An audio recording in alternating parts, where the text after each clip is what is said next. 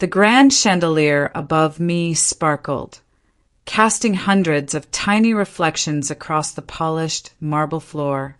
I could hear the laughter and clinking of glasses, the hum of lively conversations echoing through the air, but none of it felt like it was for me.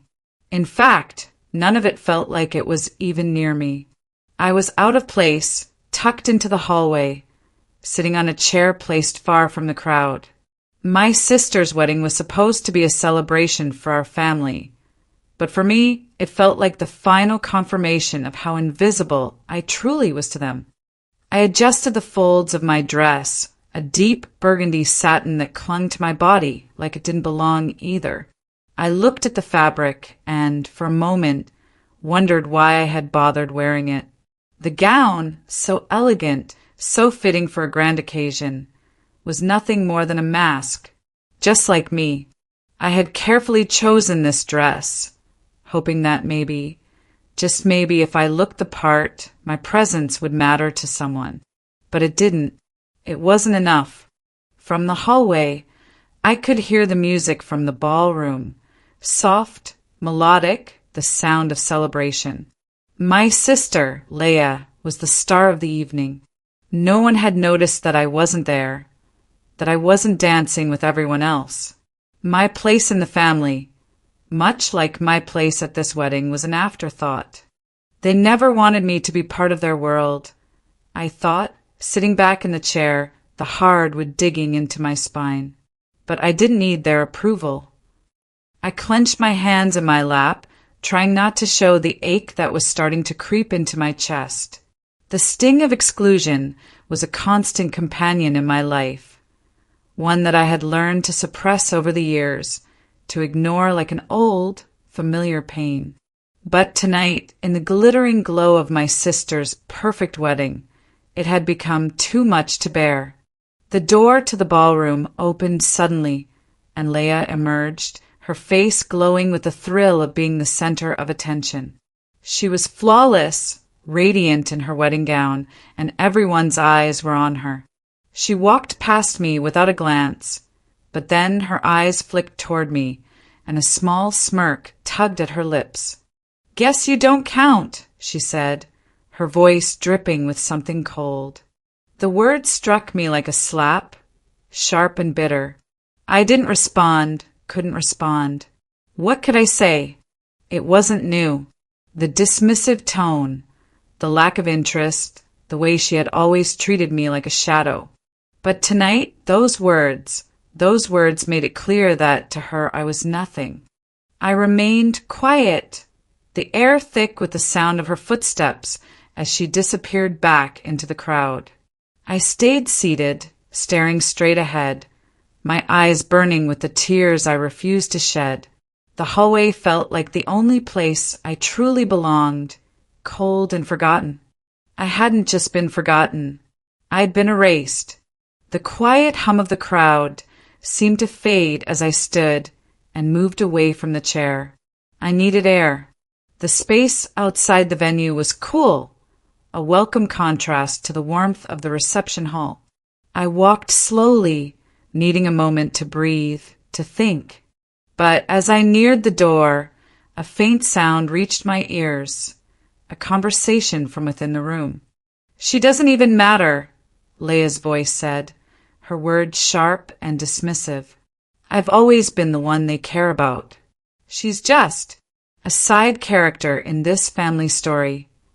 I froze, the words cutting through me like glass. I had always known there was something different about how they treated me, but to hear it spoken so plainly, so carelessly, it felt like a betrayal, like a door had been slammed open to reveal the ugly truth. "She's always been a non-entity," Leia continued, her voice dripping with entitlement. "No one ever thought she'd amount to anything. But I get everything, don't I? Everything I've ever wanted." I stood there, barely breathing, my chest tight. The ache in my heart was replaced by something colder, understanding. This wasn't just neglect. This wasn't just an accident. It was deliberate. They had written me out of the family story long ago. I wasn't overlooked. I was erased. I felt the weight of those words pressing on my chest. I had spent years, decades even, trying to prove myself to them, trying to earn their love and respect. But all this time they had never seen me. I had fought for their approval, but it was never about me. It was always about them. I stepped away from the door, the weight of everything I had just heard crashing down on me. It wasn't just about the wedding. It wasn't just about the exclusion. It was everything. The way they had always seen me as lesser. I needed to leave. I needed to break free from this constant cycle of hurt. I stepped onto the terrace, the cool night air filling my lungs. My heart was racing, my mind spinning. The decision wasn't easy, but it was clear. I wasn't going to sit in the shadows anymore. I wasn't going to be their victim. I had a choice, and I wasn't going to make it silently. My eyes scanned the crowd through the large windows, seeing Leia, my family, everything they had built, everything they thought was perfect. I had lived in the periphery of their lives long enough. I was done being an afterthought. I turned away from the windows and walked toward the exit. No more playing the role of the quiet sister. I had been erased long enough. I wasn't going to be their shadow anymore. I would be my own light. As I stepped outside, the night seemed both infinite and daunting. The golden lights of the reception dimmed behind me, but I didn't look back. The door shut behind me with a soft click, and I knew that was the last time I would let myself be trapped in that cage. I was free, but the storm was just beginning. The silence in my apartment was suffocating.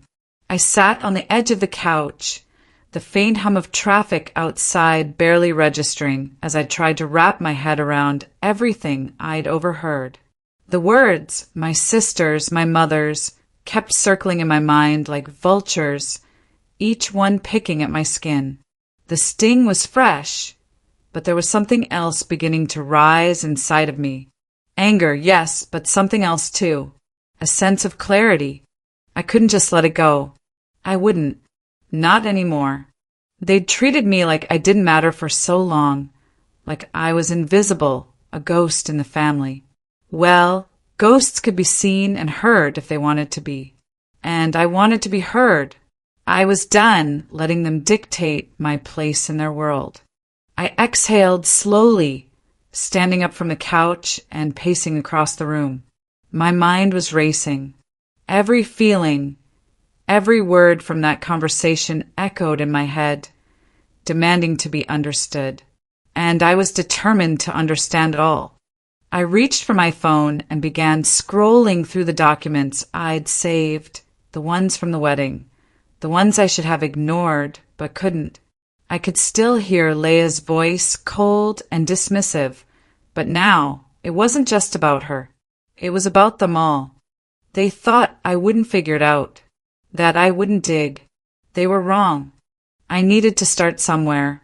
The financial documents I'd seen earlier on the family computer, there had to be more to them.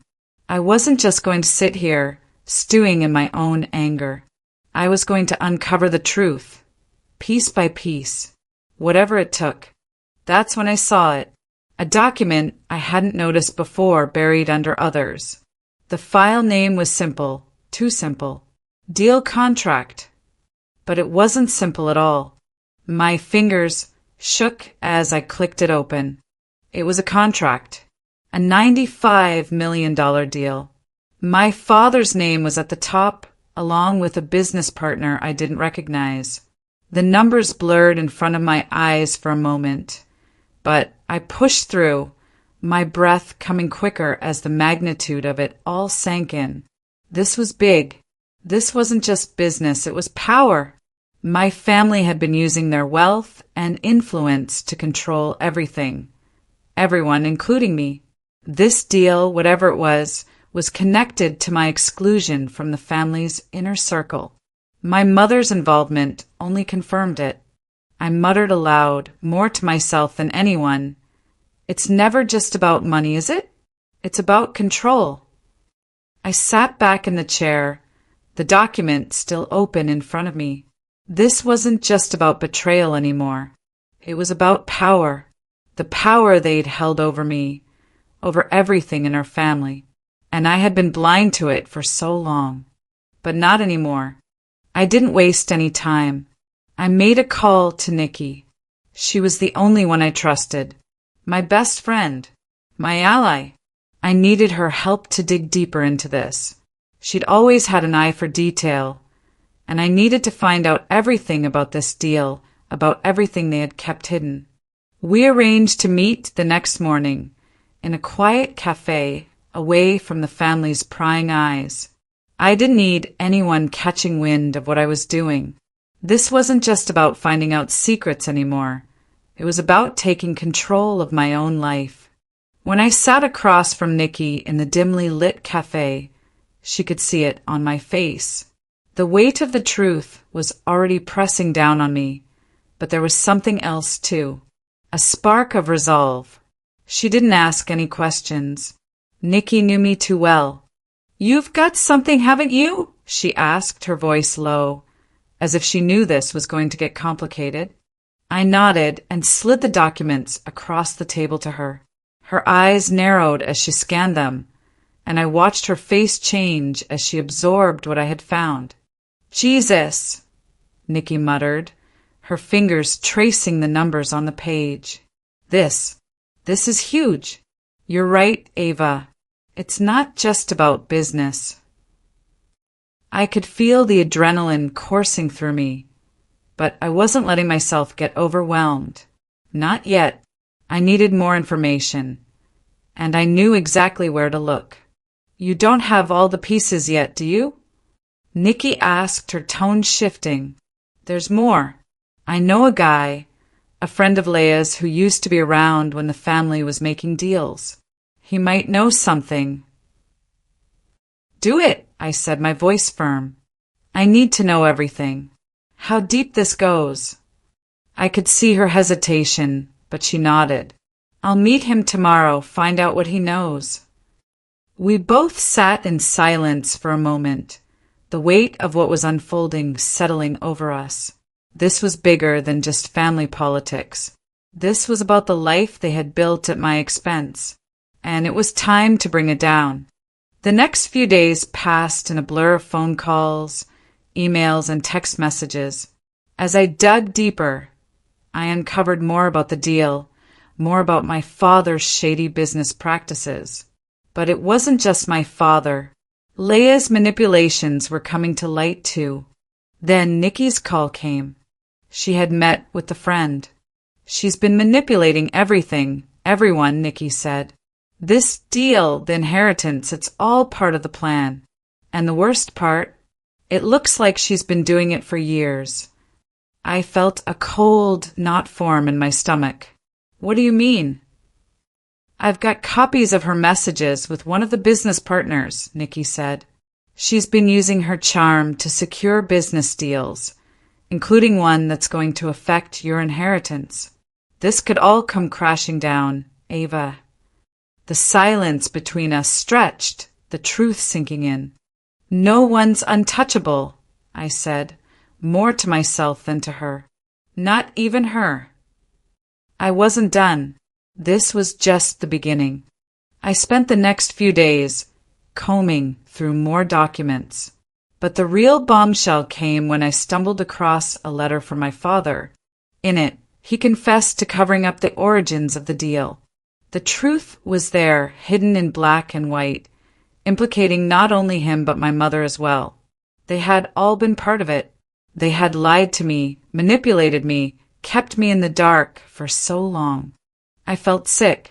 The anger, the betrayal, it boiled inside me, but I didn't let it overwhelm me.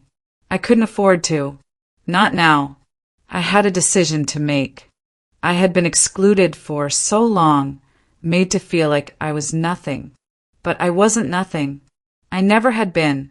And now it was time for them to face the consequences.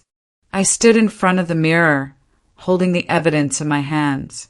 I was ready ready to confront my parents, to show them that I wouldn't be silenced anymore. But just as I grabbed my coat, my phone rang. It was Nikki. They know, Ava. They know everything. And they're coming for you. My heart skipped a beat. The storm was coming, and I was right in its path. But I wasn't afraid. Let them come, I said, my voice steady and fierce. I'm ready. I sat in my apartment, the soft glow of the lamp flickering in the dim room, casting shadows that felt too heavy. The evidence was spread out before me. Financial records, messages, letters, my family's secrets laid bare. The room was silent except for the quiet hum of my thoughts. Every document I flipped through, every word I read, felt like another weight being added to my chest. Yet, amidst the pressure, I felt a quiet calm settle over me. I had spent so long fighting against a version of myself that I thought my family wanted. But now I realized something. I wasn't doing this for them. I was doing it for me. The anger, the hurt, it had all melted away, leaving clarity. I wasn't asking for their forgiveness. I wasn't begging for their approval. I had already accepted my truth, and that was enough. The phone call with my parents had been difficult to arrange, but they had agreed to meet me. Not in our usual, familiar spaces, but at the family estate, a place that had always felt like a prison to me. I could already feel the weight of the history in the air. But this time, I wouldn't be the prisoner. I wouldn't be invisible. I stood and grabbed my coat. The decision had been made. I was done being the passive bystander in my own life. When I arrived at the estate, the sight of the grand building, looming in the distance, sent a shiver down my spine. The estate that had once felt like home now felt cold, impersonal. I stepped out of the car, the gravel crunching beneath my boots. Inside, the atmosphere was heavy. My father, Raymond, sat in the large living room, his face set in a mask of control. His eyes met mine, but there was something behind them, something fleeting that I couldn't quite read. My mother, Lisa, was standing near the window, her back straight, arms folded tightly across her chest. I could almost feel her defensiveness before she even spoke. "Have a seat," Raymond said, his voice calm, though there was an edge to it. I didn't sit. I stood tall, my heart beating in slow, steady thumps. "I'm not here for a conversation about pleasantries," I said. "I'm here because you've lied to me for too long." For a moment, there was only silence. My parents exchanged a glance, one that was almost imperceptible. Then, with a sigh, my father finally spoke. "Ava, what are you accusing us of?" I didn't waste any time. I laid the documents on the table, each one like a blow, as I slowly began to speak. "I've seen the contracts. I've read the messages," I said, each word steady, deliberate. "You thought you could keep me in the dark forever, but I'm not your pawn anymore. I'm not the invisible one you thought I was." Raymond's face paled. The color drained from his cheeks as he scanned the papers, and Lisa's defensive posture shifted. She no longer looked like the confident woman she always portrayed. They were both stunned, caught off guard by my knowledge. For the first time I saw them falter. The walls they had built around themselves, around our family, cracked. "You don't understand," Lisa said, her voice shaking as she tried to dismiss it all. "We did what we had to do. It was for the family, Ava. For you." "For me?" I asked, incredulous. This wasn't for me. This was about control. About keeping me in the dark so you could continue your lies without anyone questioning it. You were never protecting me. You were using me. I didn't expect them to apologize. I didn't expect them to take responsibility. And they didn't. They just kept defending their actions, deflecting blame to others, to circumstances.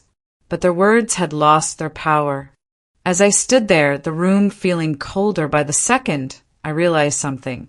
I wasn't angry anymore. I had no desire for revenge. What I had wanted all along, what I was finally finding, was peace. I had spent years seeking their approval, their love, but now I saw the truth. I didn't need any of it. What I needed was my own peace, my own freedom. I turned away from the table, looking at my parents one last time. "Forgiveness is for the strong," I said quietly, "but it doesn't mean I'll ever forget. I've learned enough from you both to walk away from this. It's not about revenge. It's about peace." Just as I was about to walk toward the door, a voice stopped me. "Ava, please." Leia rushed into the room, her face flushed, her eyes desperate. She had always been the golden child, the one who never questioned the rules, the one who was always protected. And now I saw her vulnerability. She was scared. She had always been scared. "I never meant to hurt you," she pleaded, her voice shaking. "I was just trying to protect us, to protect our family. I didn't know how to fix things." I stared at her, my heart aching for the sister I had once loved. But I knew now her manipulations, her need for approval, they were not my burden to carry anymore. "You hurt me by never seeing me, Leia," I said, my voice low but firm. "But I'm done being invisible. You have to face the consequences of your actions. I won't let you hide behind them anymore." Leia looked broken. She sank to her knees, tears streaming down her face. "Please, Ava, don't leave," she begged, her voice barely audible. "I never meant for this to happen." For a moment, I felt the old pangs of guilt. But the clarity I had found over the past few days remained strong. She wasn't going to use my compassion to control me again. "No," I said simply. "I'm done being part of this. You'll have to face the truth just like I am." I turned toward the door, my hand on the handle. One final breath. The weight that had been pressing on my chest for years seemed to lift in that moment. I stepped outside. As the door closed behind me, I felt the finality of it. I was free, not because I had won some battle, but because I had chosen to walk away from a life that wasn't mine. I didn't need their approval. I needed to find myself again, and I would.